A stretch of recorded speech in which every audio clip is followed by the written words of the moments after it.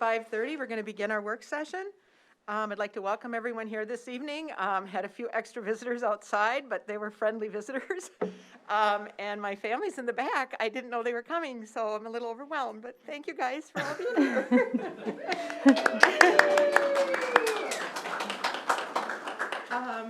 With that, I'll turn the purpose and agenda over to Dr. Stallo. Thank you very much. Good evening, Chair Shimmick, board members, those present at the DSC, and those of you who are listening. The purpose of school board study sessions is to build trust and teamwork, to exchange information, and when applicable, to provide direction in order to facilitate efficient and effective decision-making at regular meetings. The formal agenda items this evening include seeking direction from board members about our budget assumptions as we forecast upcoming year budgets and scenarios, as well as the Community Engagement Committee will also bring forward our legislative platform. Informally, I would like to begin the study session by recognizing Lee Shimmick and Melissa Enger, who are participating in their last school board study session and regular meeting this evening. During the Laker Pride portion of our regular meeting, we'll have a chance to formally recognize them. But as we start this evening, I want to acknowledge the 6 years of service Melissa has provided to the school board and the 18 years of service that Lee has provided. I want to thank you for all you have done for our community and all that you have given up in order to serve students, staff, families, and community members. I also want to extend gratitude to the family members of Lee and Melissa, and we do have with us some of Lee's families right now. I know that the long nights, the many hours, the many phone calls, the emails, the planning, and the stress all takes a toll, not just on you, but also on your families. So I want to thank your families and you for letting us borrow you for a while and making sure that your families know that the service that you've provided is going to continue to have long impact to our school district. So thank you very much to both of you and to your families, and we'll talk a little bit more about this during Laker Pride. Oh, good.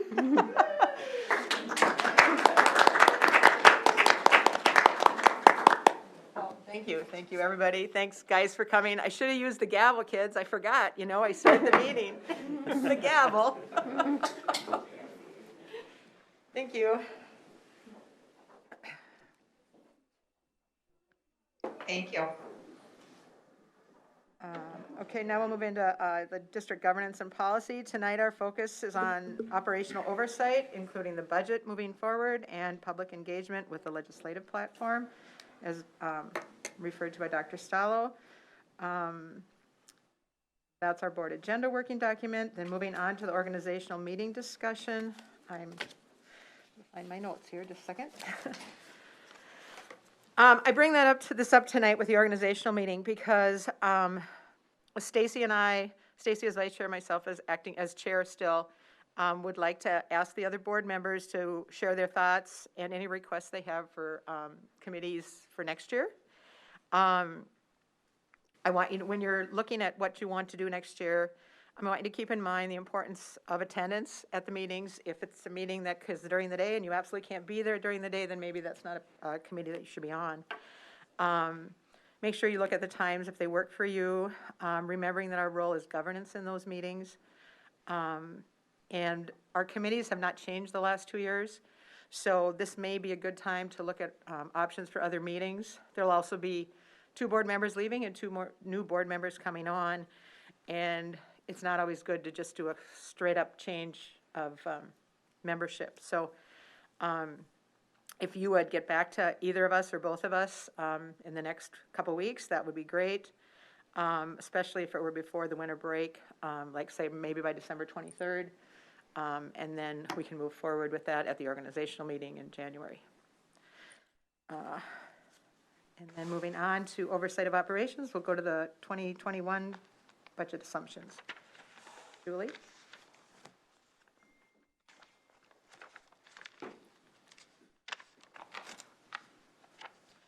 Good evening. We'll start by talking a little bit about our budget assumptions for 21-22 school year. Let me see if I can.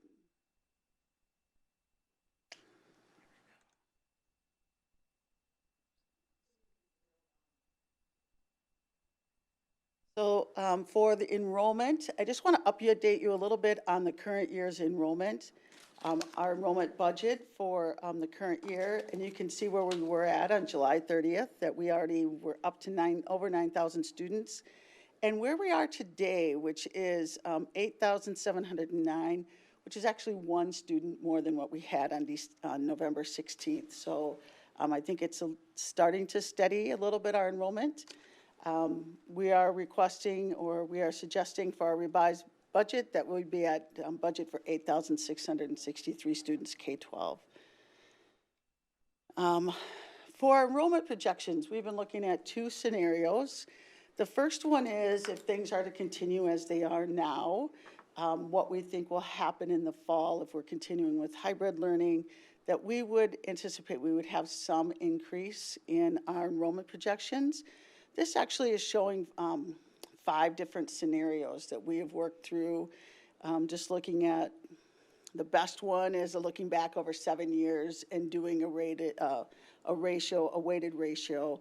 There's a 6-year weighted ratio. There's different options here for looking at what would happen over the next 5 years.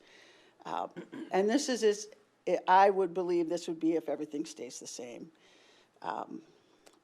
I took the highest one, which is the 7-year weighted ratio, and actually put that out here in enrollment projections for the future. So you would see that we'd go up a little bit next year by less than 1%.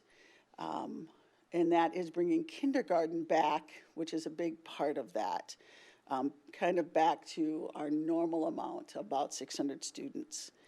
And looking at that and then going forward from there for the next several years in that same weighted ratio over 7 years. Another scenario that we have put together, and we can go over these if you'd like to, but another scenario is if we come back in person next fall, we anticipate that we'll get some of our students back that we have lost. And if you recall, we've mainly looked at, mainly our students that we're losing are at the elementary level. And so we're really looking at what does that look like if some of those students were to come back in more of a normal school year. And we have the same, so I had to look at where our migration out was this year and put those students back in at those grade levels for the first year. And then I used the same weighted ratios going forward for those ensuing years. And you can see what that looks like again at the 7-year weighted ratio with the adjustments in year 1. And so I had to override some of those, so you're going to see some bigger increases in first grade, second grade, third grade, fourth grade, some changes there mainly in those areas compared to the other enrollment projection. And then again, going forward from there, using that same kind of weighted ratio. And then you can see what, I'm going to go back so you can kind of see what that looks like. And it's going to take us a couple years, I anticipate, to get us back to where we had anticipated we would be this year, minus the pandemic. Any questions about that as we kind of move forward? Or if you agree with these or you think we should make some changes to this, I'm open to suggestions. These are things that we've been looking at. So it's kind of a guess at this point since we don't really have a trend data that we can really work with. Mary? Just to clarify, before I ask my questions, when you talked about adjusted, you're talking about the adjustment because the adjustments that were made before the pandemic. So we have a clear delta of what we think the pandemic resulted in from a loss versus where we had already adjusted due to other factors that led to decreased enrollment going into what was normally the projection for this year. So I'm just trying to figure out where we put that baseline that we're growing from. So I'm going to go back to this slide. If you look at July 30th of 2020, this was our enrollment as of that date. These are actually students enrolled in our district at 9,012. This is 75 or even over 75 students higher than what we had predicted for the current year. And usually August is our month that we see the highest enrollment gain. And so in a normal year, I think we would have been in the 250 range for the current year. So we were already 75 students above our 125 as of July 30th. And in a normal year, we would have seen some enrollment growth again in August, which isn't included in here, so it's a guess where we would have been. I'm still taking a 7-year weighted ratio of actually what happened. So it's kind of outside the pandemic, a little bit of looking at current year and back. So it's taking in to consideration those 7 years or 6 years, or it kind of looks at back at different models. So we can look at any of the models if you want to, but it's looking at that as a trend. Okay. When I go back to the original demographics, we are not at the high K, high migration. We are right in the middle, and we're flattening on the growth across the state. And I am worried about the impact of a potential economic issue that will prevent additional migrations, particularly since we tend to have, fairly high end on the houses, on the resident on our side. And then I also look at other districts. Now, I know that things can change, obviously, but Seen that this year. yeah. What is the net impact if we budget too low for enrollment? I mean, is that and then we're pleasantly surprised as we grow. I mean, but pleasantly surprised obviously comes with some hooks. So there's two kinds of ways you can look at that. You can say, well, we're going to budget low, so we kind of think it's less than what we really think it will be, which means that we're going to project lower revenue for the district, which really would mean higher cuts if we were going to try and balance our budget. And that, so there's some danger in that, but you could recall people if we have a higher enrollment and they come in, and you could bring people back. That's the crux of this whole thing at this point, I believe, is trying to determine the best enrollment for the fall, and then what is that impact on our budget revenue-wise. And we already, unfortunately, our budget isn't balanced, and so we need to, we have a budget, we have a board policy of keeping our fund balance policy between 8 and 12%. Right now, we're at 10%, or we're projecting that at the end of the year.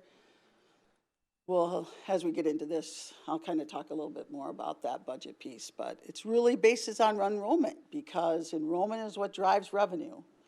And so we really need to talk about what is that impact. And I can bring back, and I think the reason we're bringing this forward right now is so that we have a starting point. So when we start talking about budgets and what do we really think it's going to be, we'll put together a couple different scenarios and say, this is what it looks like at, 80 more students, and this is what it looks like at 188 more students. And so you can kind of take a look at that and see, here's what it would be.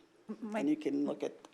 My concern is that I think we're gonna see an influx from, just as not only delayed kindergartners who didn't do that this year, but also from the homeschooling and the people that decided not to participate, et cetera, that they're going to come back once we normalize from the pandemic situation.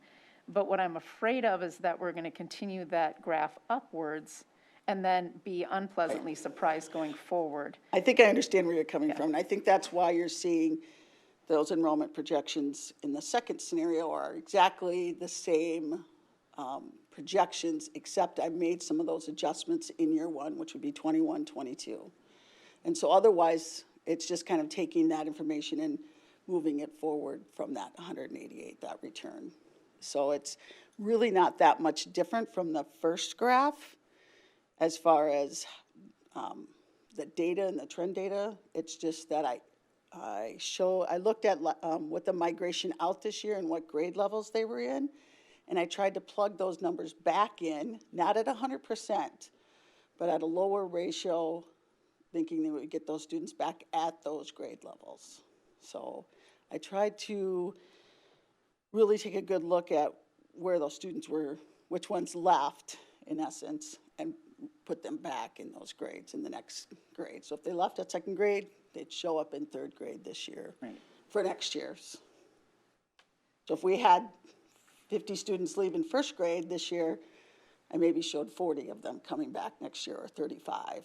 Okay, and obviously if you look really closely at the numbers, Right. the colors on the actual visual graph is a little misleading because the increments are much smaller than we're used to seeing. Right. So it is a little misleading there, but thank you for that clarification. Any other questions about the enrollment? I'll try to keep this really brief. If I'm understanding what you said correctly, if we go back to where we were a year, we did have a year where we had a little bit of a pause in our growth. We still went up, but not up at the same rate. But if I'm hearing you correctly, as of July 30th, we were ahead of the 125 new students we were budgeting for, or whatever our number was. That was correct. That's correct. By about 75 or 78 students prior to the time of the year where we usually have our biggest increase. So it would appear pre-pandemic that the trend was resuming. It appeared to be that way. I can't, We don't know. You're right, we don't We don't know. But when I look at our numbers on July 30th and said we're 75 students, or we're even more than that, 85 or whatever that number is, above what we had projected, and we still had August to go for enrollment, which a lot of parents, they wait till August. They see this, the Target and Walmart, all the school supplies, and they think, oh, I need to enroll my student, and they start coming in and enrolling them, or going online and enrolling, as the case is now. But we do see the biggest influx. So I concur with within reason with being conservative on our estimates, can be a good way to do that so that we don't over budget, obviously. But at the same time, we will position ourselves, if we're cutting, to potentially have a self-fulfilling prophecy. We're not going to have as many people coming back because they're going to see things that are challenging. So there's a balance in there that Right. needs to be struck, in my opinion. The other quick thing I'm curious about is Mary mentioned that we do sense that we had some delayed registrations for kindergarten this past year. Are you sensing that our kindergarten class is going to be consequently significantly larger than what we've had before? I mean, the numbers you show in here look kind of similar to years past. Any sense where that is? I don't. Okay. I really don't. I don't know how I would know. And I really think it's going to depend on what parents are going to see in the fall. And so we've had our first kindergarten meeting online for parents to listen in on, and I think our enrollment registration opens in the middle of January. And so we start reporting on those to you as a board at that time, at the end of January, and we look at what that enrollment is, and we'll look at those trends again. I don't know what it's going to do. I mean, I've been shocked, pandemic and not knowing, and there's still some unknowns out there right now. I'm hoping, actually, if we're planning on coming back in the fall, I do think that will see some return of our students. I mean, those, like you stated, Mary, those who have been homeschooling, or maybe they sent them to somewhere where they could go 5 days a week, or whatever the case may be, what worked best for the parents at the time and for their student. We're hoping that they do return here. I don't have 100% of them returning, but I think that, we've heard from a lot of parents that said, we'll be coming back. So we're hoping that actually comes to fruition, and they do return to the district. But at this point, I don't have any data to give you to say, yeah, I think there's 50 kids out there that waited to go to school. I don't have that data. Nothing but anecdotal. Thank you. Mary? Historically and demographically, without the delta from the loss from the pandemic, which is obviously unfortunate, but I do think that's short term.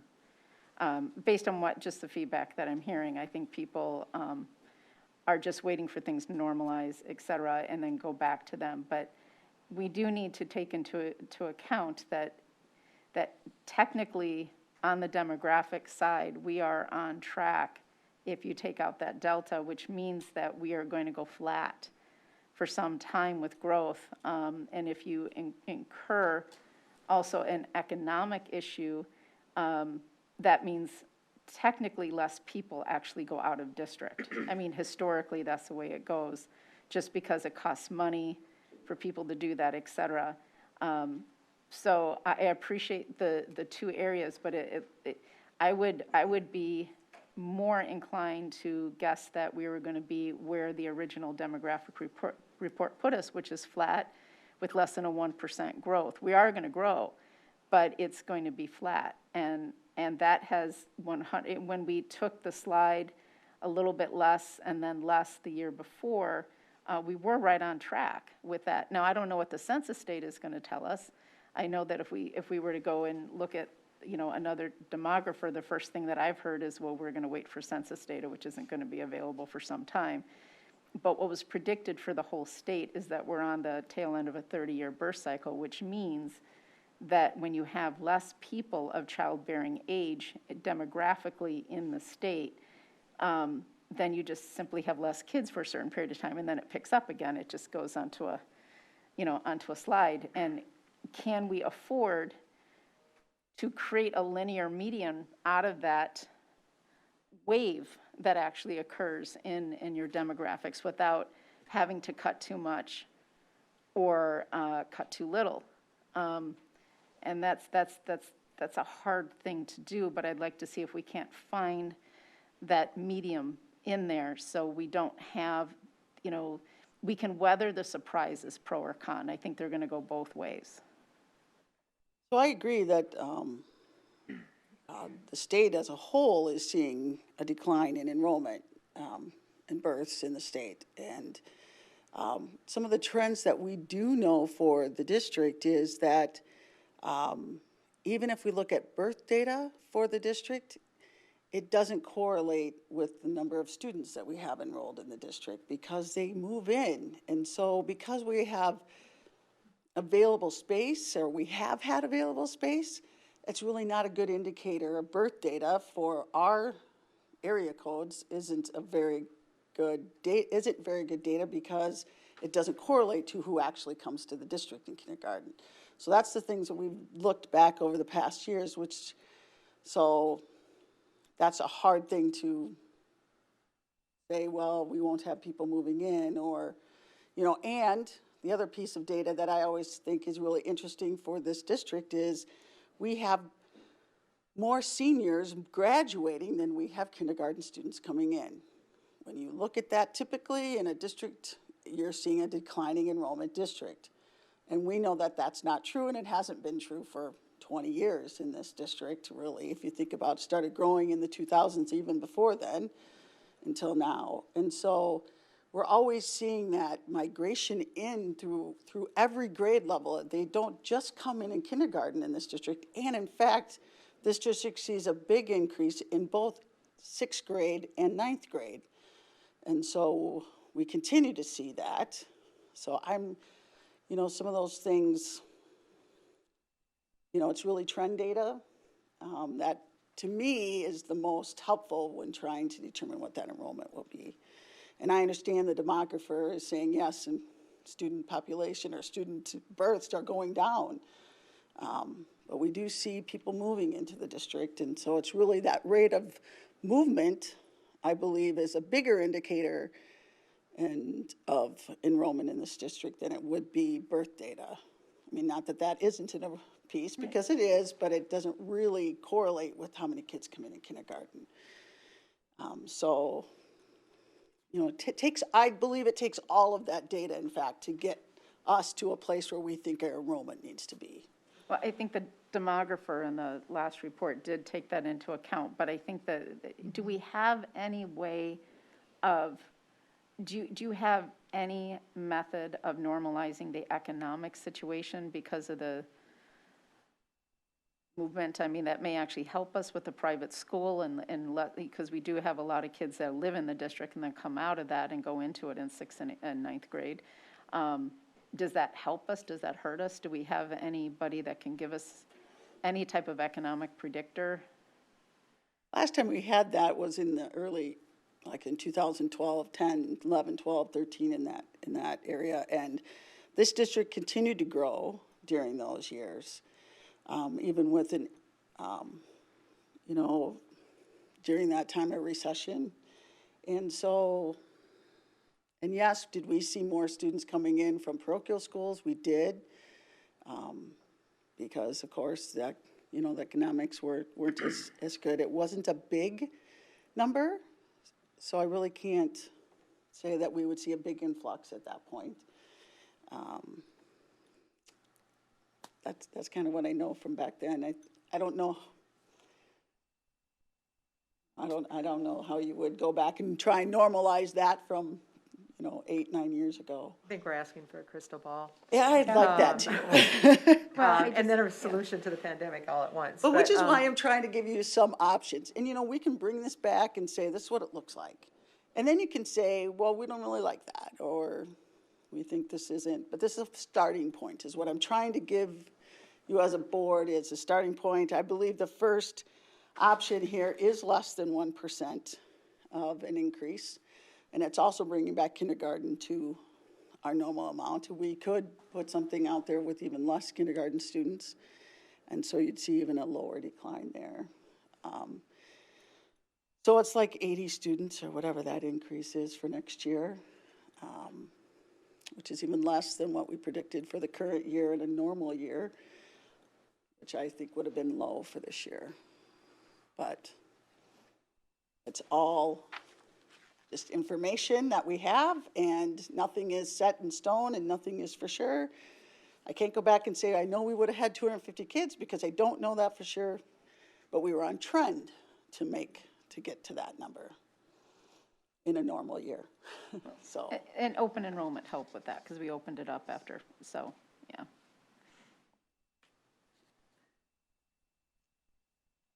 But if you're okay, I'll move forward. I'd And like if you to have move more forward. questions, excuse me? Could you please move forward? Yes.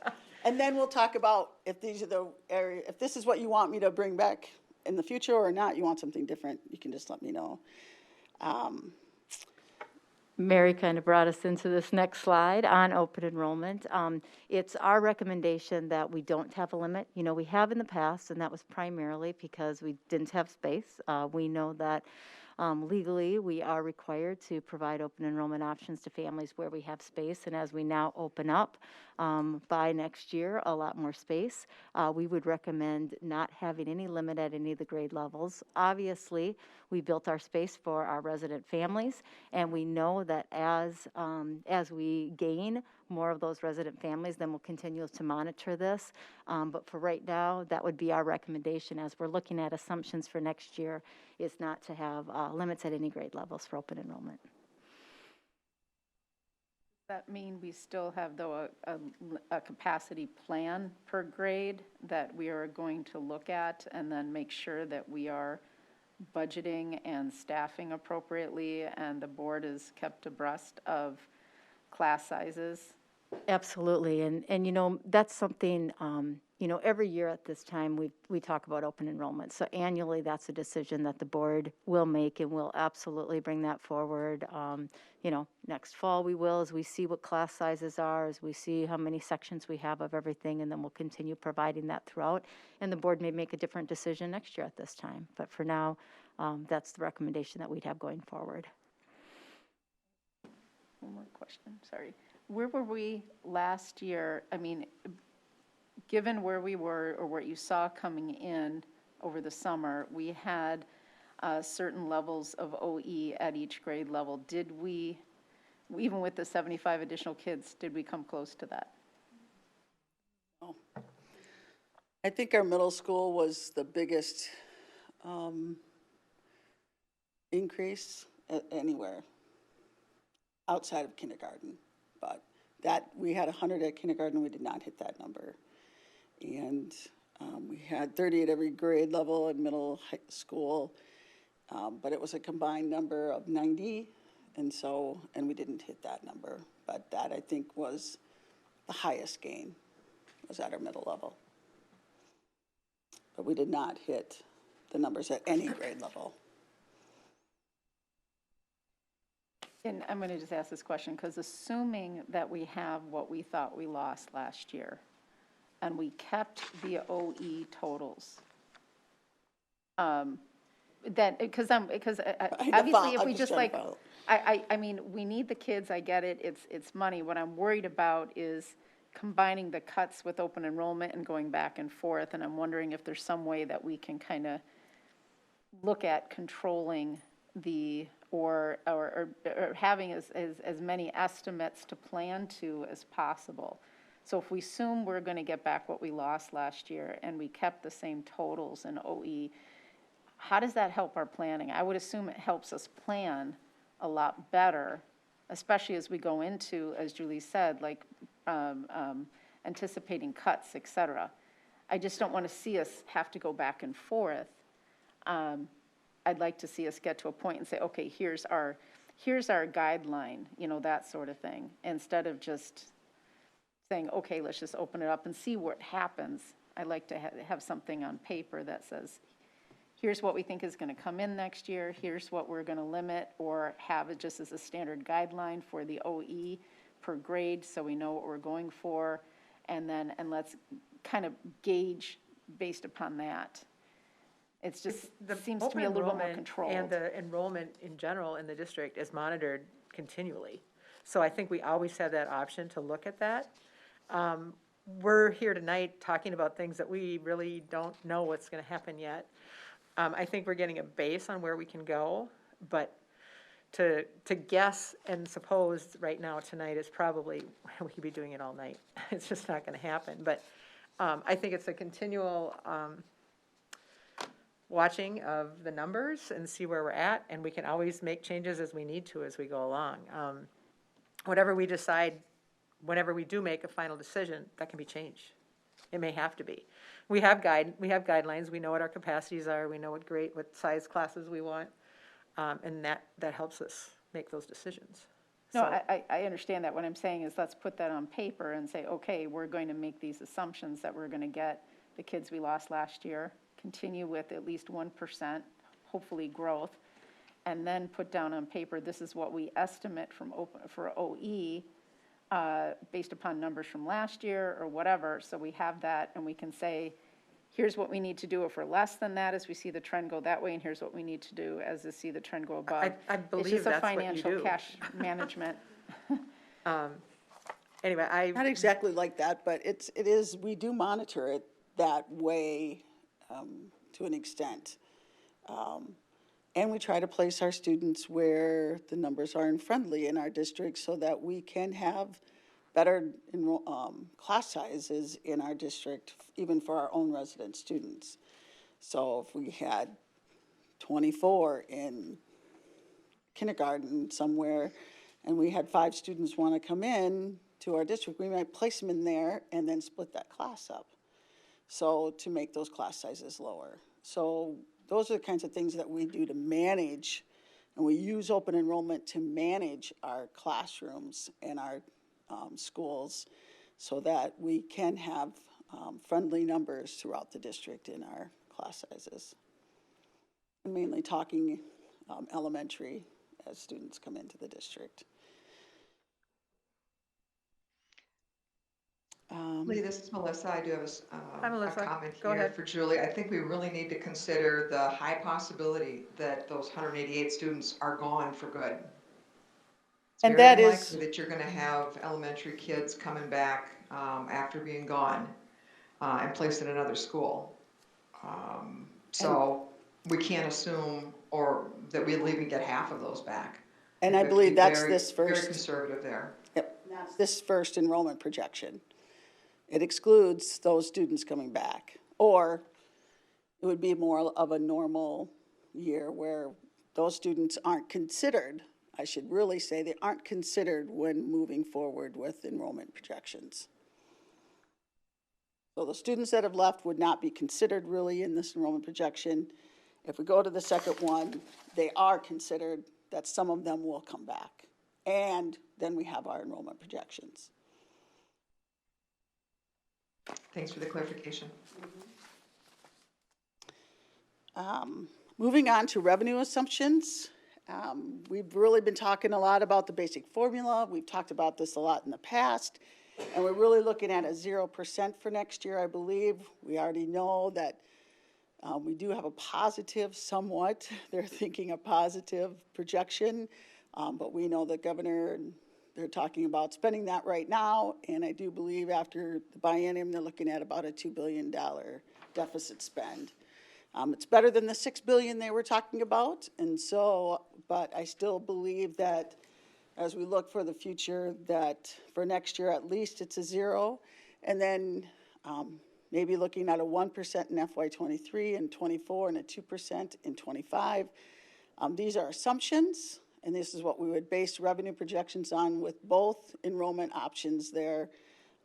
We can always change those as well if you think that's too aggressive or not aggressive enough. So that's kind of what that looks like, or as a starting point. We haven't heard about any change in special ed revenue, which we know is a 4.5% increase every year. And so that's an inflationary increase, and I haven't heard any changes in that. We do know for the first year that we have an additional achievement and integration revenue of $400,000. We would reinstate what we believe to be the lost gate receipts and fees from the current year back into the revenue for next year. Still to determine what that increase in enrollment is.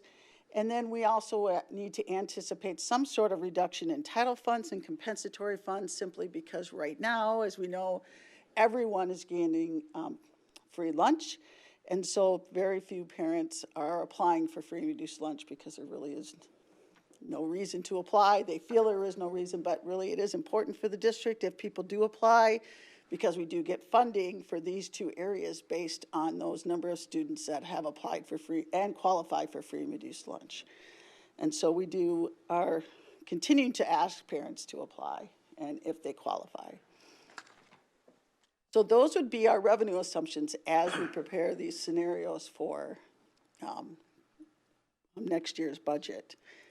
Any other changes, or we can talk about that at the end, I guess. I'll go on to expenditures. We would also reinstate, which I mean we've made about, and I'll talk about that in the next slide, but we would reinstate the one-time expenditure reductions from the current year, because many of them have to do with the pandemic. Salary increases are commensurate with legislative increases in basic revenue. Align our staffing with enrollment projections, anticipating a 12 to 15% increase in health insurance. We do know that our insurance is going up partially because of the pandemic. We're seeing quite a bit of an increase due to that, but also we have our normal health insurance increases. And so I do anticipate those will go up 12 to 15%. We already know we have a transportation increase of 1%. Our utility costs on average are going up 5%, increase in property and liabilities 8%, and increased substitute costs. Now, we've had some discussion about substitute costs, so there's some ways to mitigate that, so we will be looking at that as well. These were the budget adjustments that we made for the current year that we would reinstate. So we reduced supply budgets district-wide by $560,000, so we would reinstate that. Some of that was carryover from the previous year, and so it really is no longer available. And we would not have this big of a number for next year because their budgets are much smaller right now. Personnel, reallocate expenses to restricted funds. We were able to do that this year, but those restricted fund balances would be gone for next year, so we would need to put them back to where they normally are expended from. Our unfilled positions and reduced sub costs are simply due to the pandemic, so we would anticipate those costs would be part of our expenditure budget as well. So that's $1.8 million that we would reinstate as part of our expenditure budget.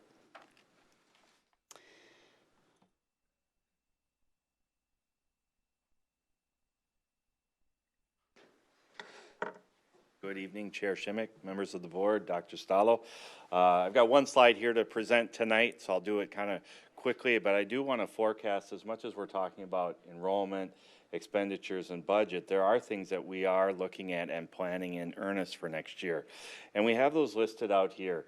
Certainly one of the things that the pandemic has brought to us has been online learning. And what we're finding is that while it's not the desired experience for every child, we are getting feedback from parents that this is something that they might like to see the district look to provide post the pandemic and when we have families coming back. And so we are looking at developing a program, an online learning program, K-12.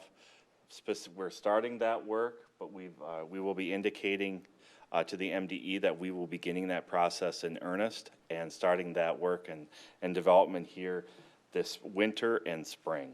The second part, and later tonight in the regular meeting, Dr. Schuttinger will be presenting the MinCaps course proposals, but again, building, no pun intended, but developing a construction pathway as part of Prior Lake High School for the MinCaps experience. We are also looking at our MTSS and intervention services. As you saw earlier, we are going to be looking at the impact, or potentially evaluating the impact of compensatory funding and intervention funding, free and reduced price lunch, and that does impact the supplemental program and supports that we do provide to students. And so we are going through a process right now. Number one, education around the program, understanding what's working well, but also understanding what do we need to plan moving forward, what would appear to be most likely less funds coming into the district, yet also realizing that those supports are still needed and supporting students is still needed. And then the fourth and final thing, certainly as part of a broader strategy, is continuing working with you as a board on a technology capital projects levy. We've had several presentations on that, but certainly as you look to somewhat the short and also the long term, how does that fit within the broader financial outlook for the district moving forward? So with that, I will turn it back over to Julie.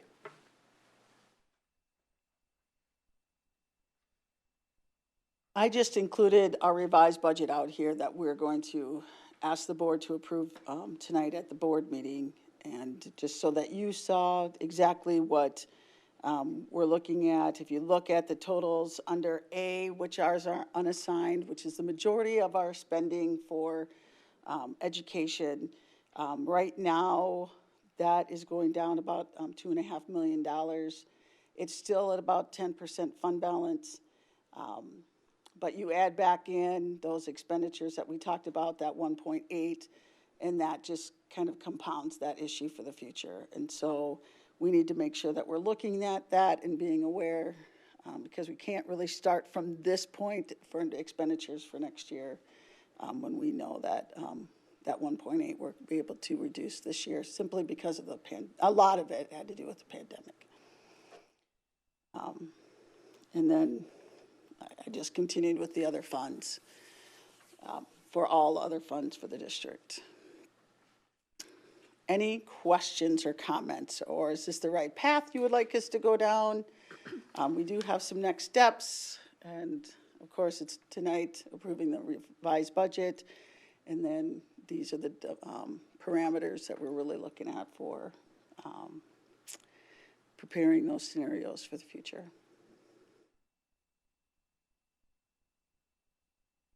Are you looking for, do we want to stay within our fund balance? Is that what you're asking? I'm not sure where you want to go Right now, with this. that's the intent, is that because it's a board policy, that we would stay between the 8 and 12% fund balance, or that's where we would want to. Right. I mean, because it's a policy, that would be one of our parameters that we would work around. But if that's something that you wanted to change, that would certainly be something that we would discuss, and the impact of that as well. I don't think there's much appetite to change that. I just was curious as if that's what you were asking, if we were willing to consider that. And I don't think anybody really wants to go there. Well, I Jonathan? Yeah. I was just going to say, I think if you're looking for some sort of a parameter around your estimates on enrollment, I think your assumption that not all students are coming back is a sensible way to approach that. And with regard to open enrollment, I think we very possibly may consider making it uncapped for the year. However, I would guess from a budgeting standpoint, you could look at what we received this year, because even though we had caps, we didn't reach them. So probably use very similar numbers to what we saw for OE for this year. No, I don't think it would be sensible to have a lot more. But from a budget standpoint, because if we didn't hit our caps this year, I don't know why we'd go over that substantially next year. The other thing that you as a board need to consider, and Jeff kind of talked about it, if we are offering an online program, that means less students are in the buildings. And so you would have more space as well. Just to clarify, the online, if we offer an online program, those students are still our students. There right? are students, Okay, they're just not physically in they're our not building? physically in the building. Okay. But the online students need to have staff allocated to them as well. Absolutely. So I want to make that clear. This is not like, okay, now we could just. No, it's just, I wanted to yeah. make sure that it was But understood that the money is still coming We into the would still district with receive the those money for students. those students, and with any new program, there are startup costs. And Yep. so, yes, we've had some this year, but we may still incur some additional, there's some pluses and minuses to that. There'd be additional space in the buildings. It could cause some unfriendly numbers at some of our buildings, which is why open enrollment would be critical, so we could help with offsetting some of that if possible. I have a two-part question. So if we do the online, do we need to get certified for that?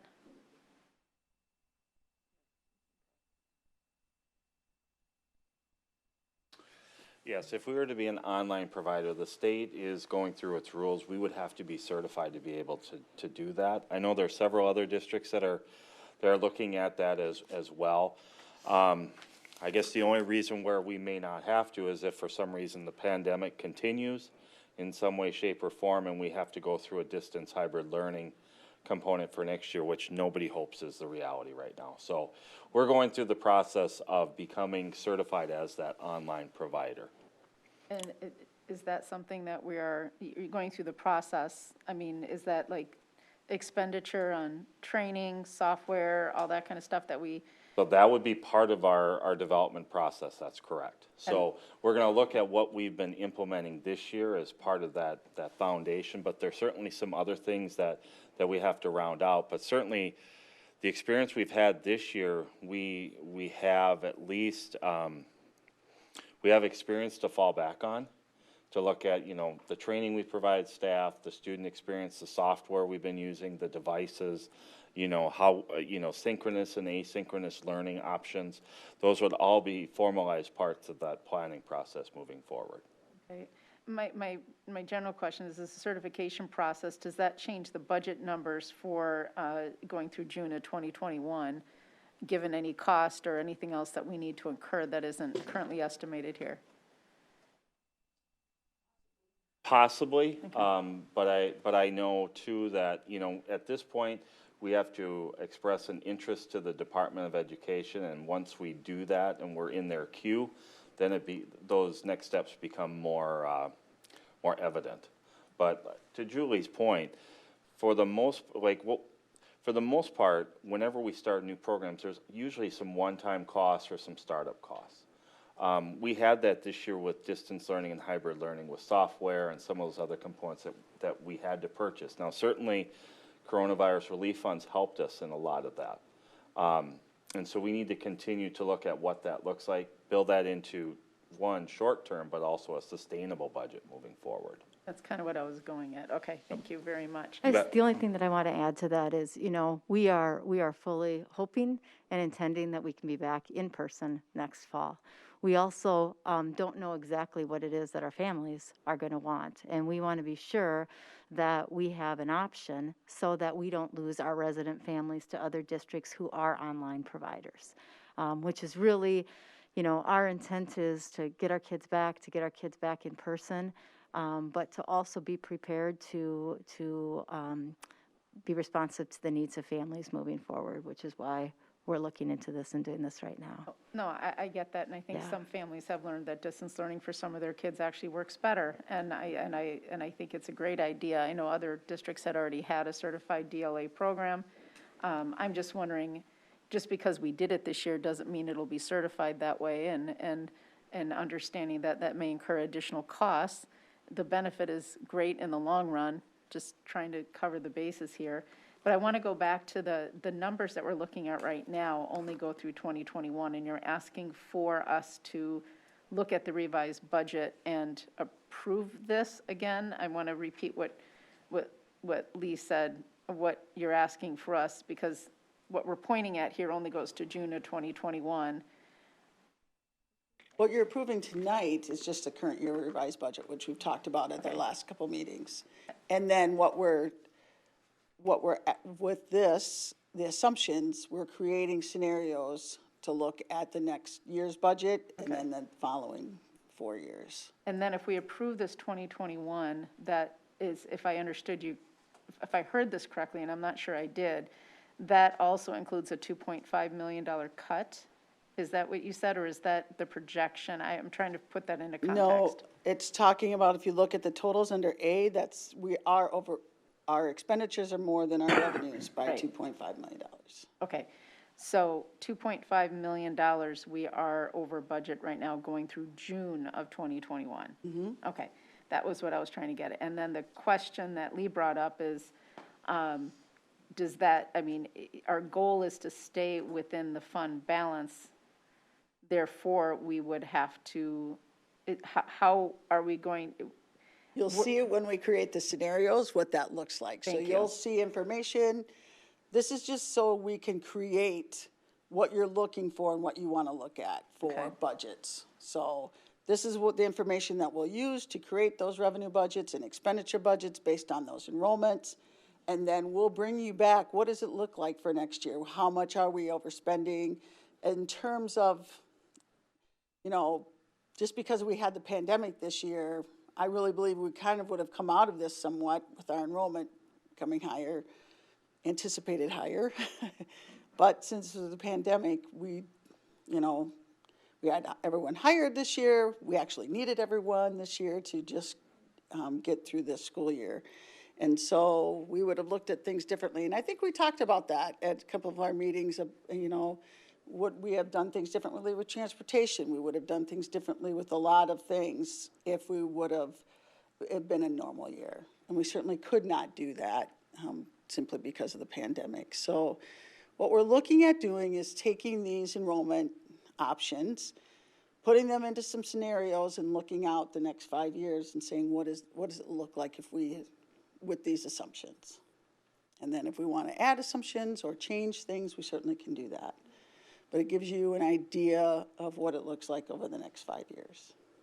I get that. My concern, and I'm going to repeat it again, is I don't want the ricochet effect if we can possibly avoid it. So if we improve next year even so much, I just, cut, we do well, we don't cut, and then we, that sort of thing. Let's see if we can't create that 5-year smooth plan as much as You possible. want more continuity with the it. standard And deviation, right? I think we all do. I think Okay. we're on the same page, all of us here, but did you need more information from us, Julie? I apologize, we need a hard stop on this work session, probably in about 15 minutes, and we got a few more things to do, so I kind of want to. That's fine with me. I If anyone just else wanted has to make anything sure else to you were okay with contribute where we're or at. say?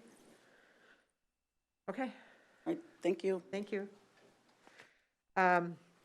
Move on to the legislative platform. I am going to turn this over to Dr. Stallo and the legislative committee. Excellent, thank you very much. Each year, the board goes through a process where we take a look at our context as well as the educational context around us and determines priorities for our school district so that we can partner with our legislators for the upcoming session. So the board committee looked at multiple organizational members platforms of which we are part of, AMSD, C, MSBA. Actually, Michael and Stacy are delegates on MSBA, so we're part of that process. So we looked at all of those and reviewed those to come up with some of our own priorities aligned to our strategic plan. Additionally, we worked with the administrators. They looked at platforms from their organizations as well and set some priorities. And we kept coming back and forth, looking at a document, and ultimately the draft in front of you represents what we believe align to our strategic directions and needs, as well as kind of the common themes that we're seeing across other organizations. So with that, I will hand it over to committee members to just review the platform with you. Okay, great. As you'll see in looking at the document, and as Dr. Salo referred to, we did kind of break down the platform this time into 3 categories. The first being the one that is most dramatically probably impacting us in every district, and that is COVID-19 relief and support.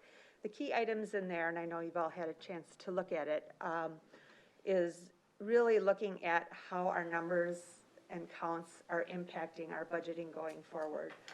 So one of the pushes that we heard from other districts' boards very strongly was asking the state to use the greater of our 2019 or 2020 pupil counts for determining our funding. So to look at both years and determine the greater count to use that for our funding.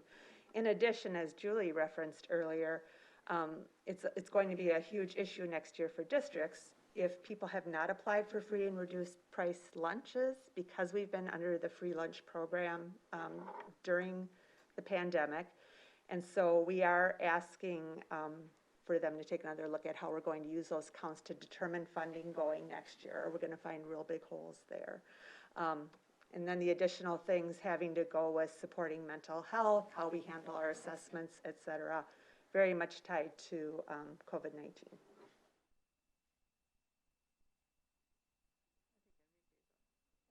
Enrique? Yeah, there you go. Yep. So looking at stabilizing educational funding, so as we evaluated the different legislative platforms that were proposed across the board from MASSA, from MSBA, from AMSD, from C, we started seeing some of these different themes really emerge. The 2% increase to the basic formula and index for inflation, that really jumped out as a theme. Initially, we were suspecting would end up in the 1 to 1.5, but collectively we all wanted to move forward with the 2% to at least account for inflation and to try and stabilize that funding component. And that really segues over into looking at sticking with the theme of financing, state equalization for education-related levies, for the special education cross-subsidy, and other services and debt services. So just, again, just trying to reiterate that we really need state support. We really need that commitment from state funding so that we can do all of this needful work and eliminate barriers as much as possible. Okay, and then lastly is just some of the innovation, I think, that's come out of the Minnesota Safe Learning Plan, just with the amount of online learning, things around seat requirements and the amount of time in a seat, and then calendar adjustments, things that, you know, have kind of been a hindrance to things that people want to do with being creative with learning and knowing that not everyone's learning plan, every student's learning plan looks the same. And so releasing some of that and getting some of that flexibility that we have currently, kind of, you know, and maybe continue that on as we go back to a more normalized, I guess, calendar and year. And then I think the one that I think has been on every single year that I've been on the board is just refrain from enacting mandates. We hate mandates on a local level because Well, the unfunded ones. the unfunded ones, I guess, yes, true, the unfunded ones, we don't mind mandates, but we don't like the unfunded ones. So to keep those obviously to a minimum, especially with what's been going on with financing and stuff like that. So that's the basic kind of, and so I think the plan is to bring this forward to the board meeting this next one here in a couple hours, and get that approved so that we can start the process with the legislators and meeting with them in early February. Anyone have any comments or questions on the platform? Mary? I just have one. We've seen obviously the mandates go. We talk about reducing or refraining. What about removing? Are there any mandates we've asked them to remove? Not specific, but I mean, I'm sure the We've administrators could. asked them to stop. Well, yeah, stop, keep doing it, but I'm wondering if, you know, ask them to get rid of some of them that are really hurting some districts. I think that's always an option, Mary. I think especially as we look at, you know, how we come out of COVID-19 and what we've learned, whether it's about assessments or other things, I think you're spot on with that's going to be that ongoing conversation.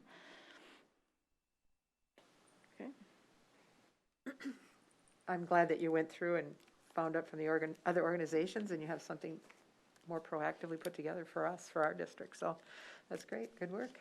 Thank you. Thank you. Moving on to board governance policy.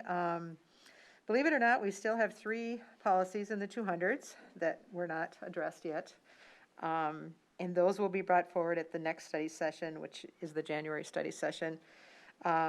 They involve, it's policy 205 regarding opening and closing of meetings. That's pretty much state statute, so I don't think there's going to be much to do with that one, but something to look at. And then the development of new board members and a staff handbook. And there was a little holdup on that to make sure that what we said in policy is actually what we're doing, and that's very close to being in the right place right now. So that can come forward at that time. And then the last one is, and that was 212. So the last one is 211. That has to do with criminal and civil action against the school district or school board. That also has legal ramifications. I believe it's probably in statute or something, but that needs more work done on it. So those are the 3 policies that'll come forward for the study session in January. We have no first reading of policies or second reading. Are there any superintendent comments? Not this evening. Thank you. I have no informational informational items, and I did not receive any letters for public forum. So with that, I'll take a motion to adjourn. Or no, I don't need to. We can just adjourn. It's 6:30. The meeting will start at 7, and during that meeting, we'll have the truth and taxation. So we will not be starting the meeting before 7.